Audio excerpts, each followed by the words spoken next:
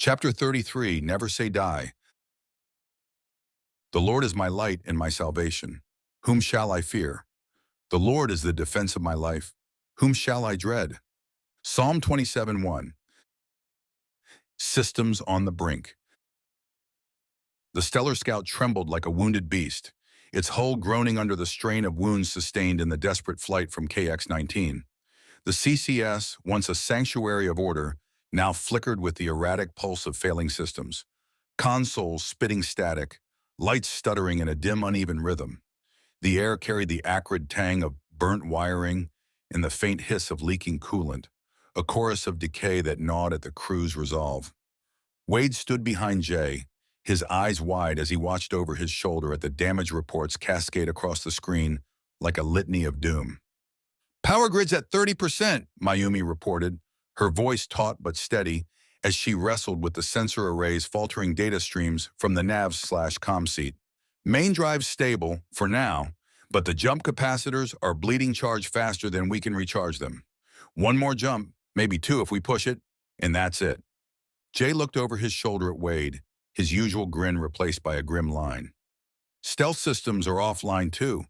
We're a sitting duck if anything with a half-decent scanner pings us. And the Badger," he shook his head, glancing toward the bay where the battered hovercraft rested. "She's done. Took too many hits. We're not going anywhere in that heap again." Kristen emerged on the CCS, her face streaked with sweat and a smear of blood staining her sleeve. "I took a bolt to my leg," she said, her tone clipped as she wiped her hands on a rag. "Just a graze, but the burn is the worst part.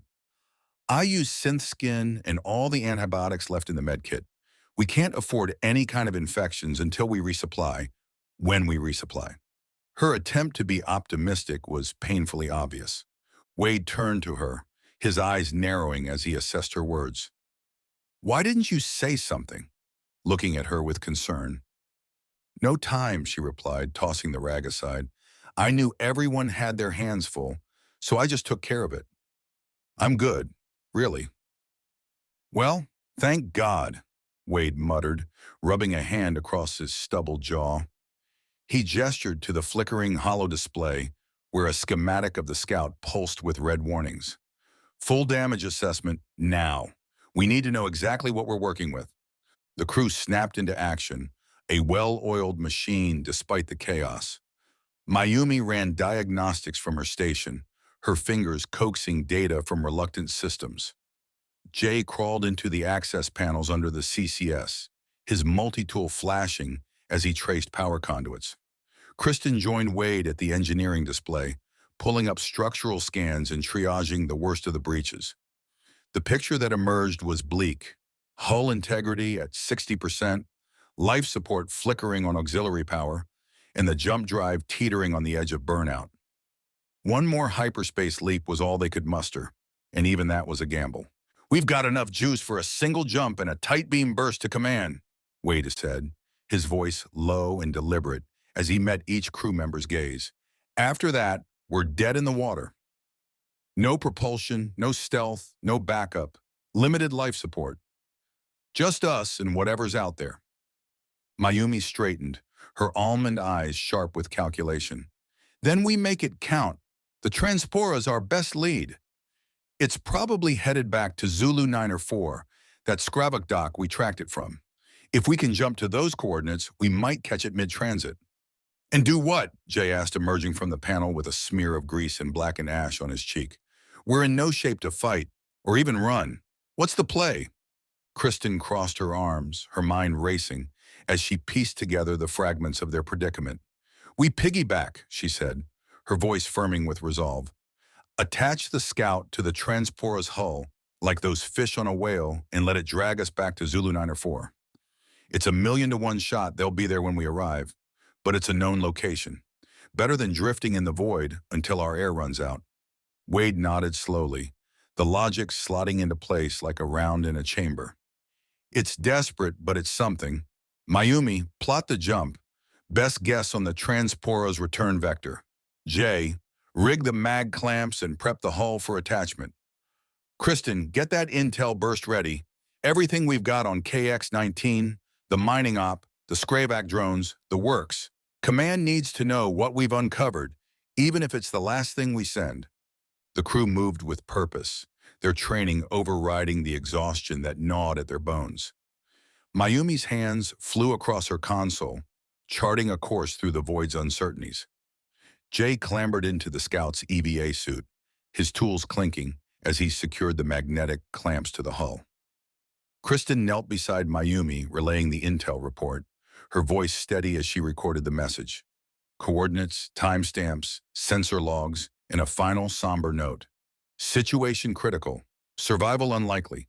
Trusting in the Father's hands. It was encrypted and sent with a prayer.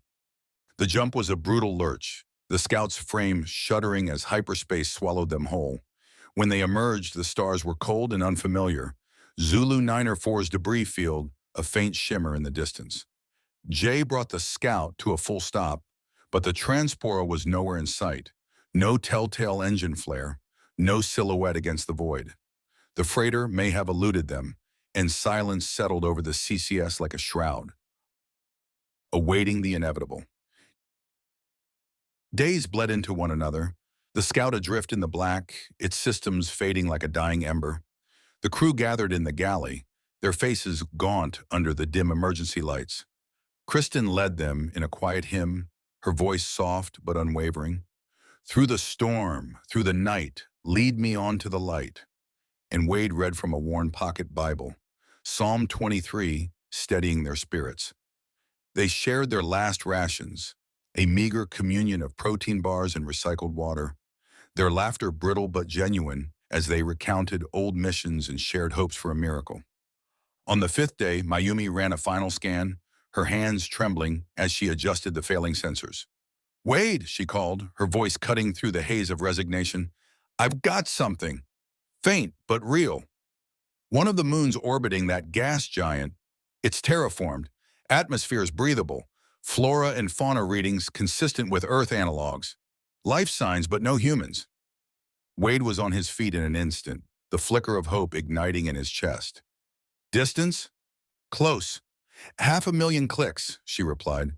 "We've got enough thruster juice to limp there, but re-entry's going to be rough. Hull's brittle, might not hold." "It's a chance," Kristen said, her eyes meeting Wade's. "Better than waiting here to suffocate to death." "Jay, plot it," Wade ordered. "Get us down in one piece, or as close as you can manage." The descent was a nightmare of fire and fury, the scout's hull glowing cherry red as it punched through the moon's atmosphere. Alarms screamed, metal buckled, and the crew strapped in tight, their prayers a silent undercurrent to the chaos. Jay wrestled the controls, his skill the only thing keeping them from a fiery grave. They hit the surface hard, skidding across a grassy plain in a cacophony of rending steel and snapping trees, until the scout finally came to rest, a smoking ruin amid an alien Eden. Survival mode. The air was sweet and cool as they stumbled from the wreckage, their lungs drinking deeply after days of recycled stale oxygen. The moon stretched before them, rolling hills cloaked in emerald forest, a crystal stream glinting under a pale blue sky, and the distant cry of unfamiliar birds. No humans, no signals. Just life in its raw, unspoiled glory. But survival demanded focus, and the crew fell into their roles with the skills of seasoned operatives. Wade took point, his rifle at the ready, as he scouted the perimeter, marking a defensible campsite near the stream. "We've got water and cover," he said, his voice steady as he surveyed the terrain. "First priority shelter. Use the scouts' hull plates. They're battered, but they'll hold off weather and wildlife."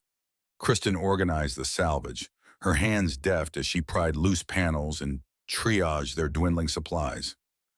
"Medkit's shot, but I've got antiseptic and bandages," she reported. "Food's gone. We'll need to forage or hunt. I'll test the flora with what's left of the analyzer." Jay tackled the tech, stripping the scout's wreckage for anything usable. "Comms are fried, but I can rig a solar charger from the aux panels," he said, his multi-tool sparking as he worked. "Might get a beacon going. Long shot, but it's something. Thruster fuel's leaking. Could double as fire starter if we're careful." Mayumi mapped the area, her sharp eyes tracing the landscape for resources and threats. "Soil's fertile, Those fruit trees look promising, she noted, pointing to a grove laden with purple orbs. Stream's clean, but I'll boil it to be safe. No large predators on the scan, but we'll set watch rotations. Together they built a lean-to from hull scraps, a fire pit ringed with stones, a crude filter for the stream water. Kristen stitched her wound tighter, her field medic training keeping infection at bay, while Wade and Jay felled saplings for spears, their movements synchronized in the unspoken rhythm of teamwork. Night fell and they sat around the fire, the crackle of burning wood mingling with the hum of alien insects. The stars above were strangers, but the crew's bond was their anchor, a fragile thread of hope woven through the unknown. "We're alive," Wade said at last, his voice a quiet thunder in the stillness. "That's more than we had yesterday. We hold fast, we adapt, and we trust Jesus for the outcome. Command might never find us, but we'll make this work." Kristen nodded, her hand resting on the Bible in her lap. "One day at a time," she murmured. "That's all we've ever had." The fire flickered, casting their shadows long across the alien soil. They were stranded, broken, but not beaten. A crew forged in the crucible of the void, now tasked with carving a life from a world that didn't know their names. Survival was their mission now, and they'd face it as they always had, together. Strange remains. The sun had reached its zenith when Kristen and Mayumi crested the ridge overlooking the western ravine. 4 months into their unplanned colonization of this nameless moon, and they'd fallen into the disciplines that spacers had relied upon since humanity first ventured beyond Terra's atmosphere. They stopped to look back and admire the camp. It had evolved. Wade and Jay had felled sturdy trees from the European-like forests, their trunks echoing Earth's oaks, to craft a rough log cabin. Its walls stood uneven but solid, topped with a slanted roof of woven branches. Inside, Kristen had set a stone fireplace, its chimney puffing smoke from the fragrant wood of this pristine world. The moon unfurled around them. Emerald hills rolled beneath a pale sky, teeming with deer-like game and streams brimming with fish. A bounty perfect for survival. The air was crisp, scented with pine and wildflowers, and the crew had grown adept at hunting and foraging, their table laden with roasted meat and tart purple fruit. They could live here, comfortable on the moon they had named Eden. They weren't just surviving, they were thriving, their skills weaving a life from its riches. Yet as they enjoyed warm fellowship together each night, the fire crackled and shadows danced on the cabin walls. Duty gnawed, a quiet ache to return to the fight, to reclaim their place among their ranks. Kristen and Mayumi set out again. No words were needed to express the paradox they both felt in this place of peace. It was their turn to patrol the area. Each expedition pushed farther from their camp, mapping the terrain with methodical precision while cataloging resources that might mean the difference between survival and a slow, ignominious end. "Mineral readings are stronger this way," Mayumi reported. The improvised scanner, salvaged from the wreckage of the Stellar Scout, and she had rebuilt with her characteristic efficiency, emitting a steady series of confirmation tones. She adjusted the gain, frowning at the readout, then tapped the display with a practiced finger. "Unusual composition. Not just the fairest deposits I expected." Kristen nodded, her med kit hanging at her side, with newly cataloged local herbs secured in compartments once reserved for synthesized pharmaceuticals. The worn pocket Bible, nestled in her breast pocket, was a reassuring presence, its familiar weight a talisman against the alien landscape. Her eyes scanned the ravine's weathered walls with the automatic threat assessment that had become second nature after the constant drills Wade had put them through. "Let's check it out," she said, her voice calm. "But maintain protocol. This moon's been too accommodating so far." They descended into the ravine with care, each handhold tested before committing their weight. The ravine floor was littered with scree and the occasional larger boulder, evidence of periodic flash floods during whatever passed for this moon's rainy season. Mayumi halted so suddenly that Kristen nearly collided with her. "Contact," the sensor specialist said, her voice dropping automatically into the clipped professional cadence of a tactical report. 2 o'clock, under that rock overhang. Non-human remains. Both women drew sidearms simultaneously. the last functioning weapons from the Scouts' armory, and approached in a standard cover formation that would have made their drill instructors nod in grim approval. The overhang Mayumi had indicated loomed 15 meters ahead, shadowed and still. The skeleton lay half emerged from the eroded soil, and Kristen's breath caught as recognition slammed into her like a kinetic round. Skravek, she whispered, even as Mayumi confirmed with her scanner. But this was not the nightmare they'd faced in the mining colony's twisted corridors. The remains were smaller, much smaller, than the monstrosities that had torn through reinforced bulkheads on New Annapolis. Where those had towered easily 4 meters, this specimen appeared to have stood no more than 2 meters in height. The distinctive triple antennae were present, as were the segmented limbs terminating in the secondary jaws that still haunted her dreams. But the proportions were wrong. "This isn't natural," Mayumi murmured, her scanner passing methodically over the remains. "Look at these join points. The bone structure has been modified. These ports along the spinal ridge, cybernetic interface nodes, and these anomalies in the skeletal density." She shook her head. Whoever did this was integrating technology directly into the organism's developmental matrix. Kristen knelt beside the skull, noting the telltale green-blue patina that suggested copper-based compounds in the bone structure, similar to the chitinous armor they'd encountered before. But the bone itself showed microscopic irregularities that nature never produced. "How old?" she asked, already dreading the answer. Mayumi's lips thinned as she studied her readings. "No more than 250 standard years. Might be as recent as a century. Carbon dating's imprecise with the local isotope ratios, but recent enough," Kristen finished. "This is an adult male, correct? The Skravek we encountered stood at least 4 meters tall. This one's stunted." "Not stunted," Mayumi corrected, switching scanner modes. "Modified. Look at these growth plate markers. The genetic code was altered to limit size while preserving mass and musculature. It's like someone was designing a more compact version. More efficient, perhaps, or easier to control." "Bioengineering," Kristen breathed, the implications cascading through her mind like a tactical projection. "So the ones we encountered weren't natural either. Someone's been manipulating the species." Mayumi nodded grimly. "And recently, these modifications show a level of genetic engineering beyond anything in the public domain. This is military-grade work, Chris. Black budget stuff." Something caught Kristen's peripheral vision, a flash of light from deeper down the ravine. She froze, hand instinctively moving to signal Mayumi into cover.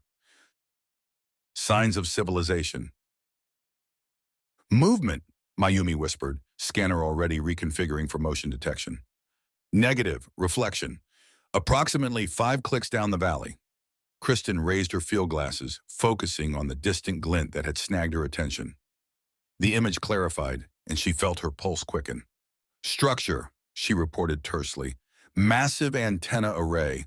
At least 6 dishes and what looks like a central control node. Definitely manufactured, definitely advanced tech." She adjusted the magnification, studying the facility. "No visible movement, but those dishes are aligned for deep space communication. And they're operational. That's what caught the sunlight. They're realigning."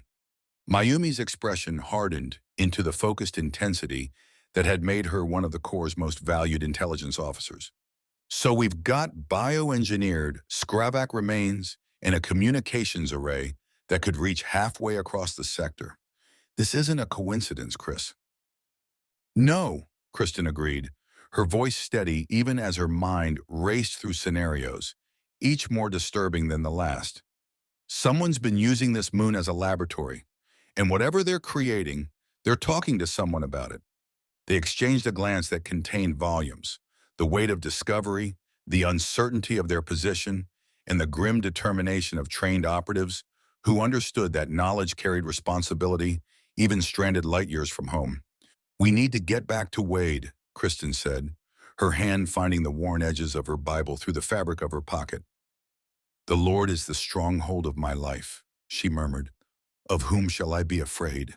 The ancient words steadied her as she took one last look at the Skravek remains, evidence of humanity's darker capabilities brought to bear on an alien species for purposes she could only begin to imagine. Mayumi nodded, carefully collecting bone samples and scanner data. This changes everything. They ascended from the ravine with greater urgency than they'd entered it, the sun now casting its dimming rays long across the alien landscape. Behind them lay the silent testimony of scientific atrocity.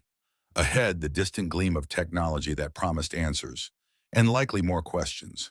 Whatever fate had brought them to this moon, Kristen was increasingly certain it wasn't mere chance. And somewhere in that communications array might be the key to understanding not just their predicament and a way home, but a conspiracy that spanned the stars themselves.